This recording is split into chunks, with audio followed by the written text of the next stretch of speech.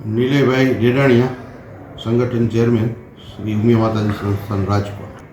શ્રી ઉમિયા માતાજી સંસ્થાન દ્વારા રાજકોટની ભાગોળે ન્યારી નદીના કિનારે જસવંતપુર ખાતે ઉમિયા માતાજીનું ભવ્ય દિવ્ય મંદિરનું નિર્માણ થવા જઈ રહ્યું છે, જેમનું ખાતમુહૂર્ત 13 ડિસેમ્બરના રોજ ગુજરાતના આદરણીય મુખ્યમંત્રી શ્રી ભૂપેન્દ્રભાઈ પટેલના વરદ હસ્તે થવા જઈ રહ્યું છે. આ કાર્યક્રમના અધ્યક્ષ સ્થાને કડવા પટેલના નિજ મંદિર એવા ઊંઝાના પ્રમુખ શ્રી બાબુભાઈ જમનાભાઈ પટેલના અધ્યક્ષ સ્થાને આખો કાર્યક્રમ યોજાઈ રહ્યો છે.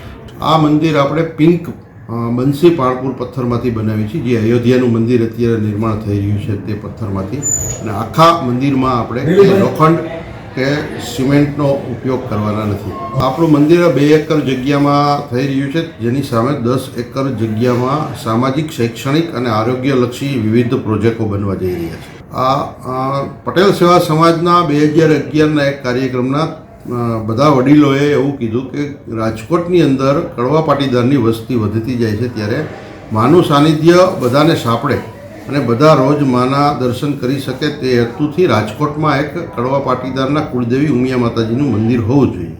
આ માટે પટેલ સેવા સમાજના તત્કાલીન પ્રમુખ શ્રી અરવિંદભાઈ પટેલને તેમની જવાબદારી સોંપવામાં આવી, અને એ જવાબદારીને આગળ વધાવતા તેઓએ શ્રી ઉમિયા માતાજી સંસ્થાનની રચના કરી અને ત્યારબાદ આ આપણે ખાતમુહૂર્ત સુધી પહોંચી શક્યા છીએ.